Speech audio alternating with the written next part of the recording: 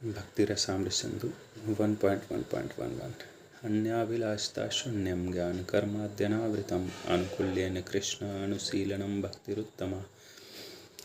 जब प्रथम श्रेणी की भक्ति विकसित होती है तब व्यक्ति को समस्त इच्छाओं से, अद्वैत दर्शन से प्राप्त ज्ञान से तथा सकाम कर्म से रहित हो जाना चाहिए।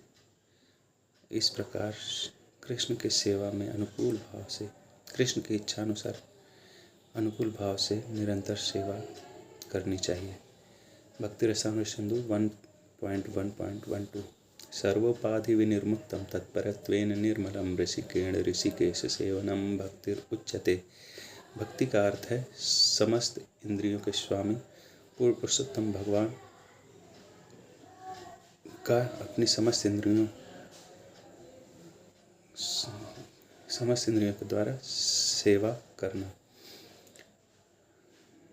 जब आत्मा भगवान की इस प्रकार सेवा में रत रहता है तो दो प्रकार के गौण प्रभाव प्रकट होते हैं। वह सभी उपाधियों से मुक्त हो जाता है और इस प्रकार सेवा में निरंतर लगे रहने से उसकी समस्त इंद्रियां शुद्ध हो जाती हैं।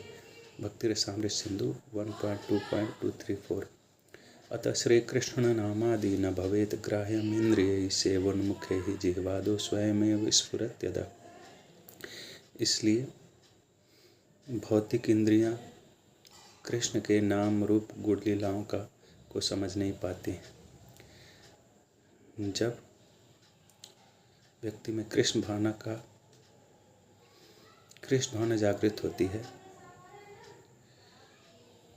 वह भगवान के पवित्र नाम के, वह अपने जीव के द्वारा भगवान के पवित्र नाम का कीर्तन, भगवान के द्वारा छोड़े गए भोजन का आस्वादन करता है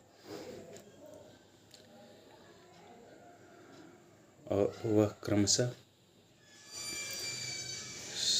समझने लगता है कि कृष्ण कौन है।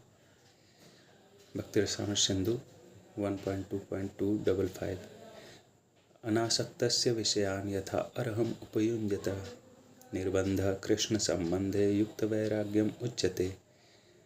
जो व्यक्ति भौतिक आसक्ति रहित है और कृष्ण की सेवा के लिए भौतिक इंद्रिय विषयों को लगाने का उसका प्रयास या आग्रह है, वह युक्त वैराग्य कहलाता है।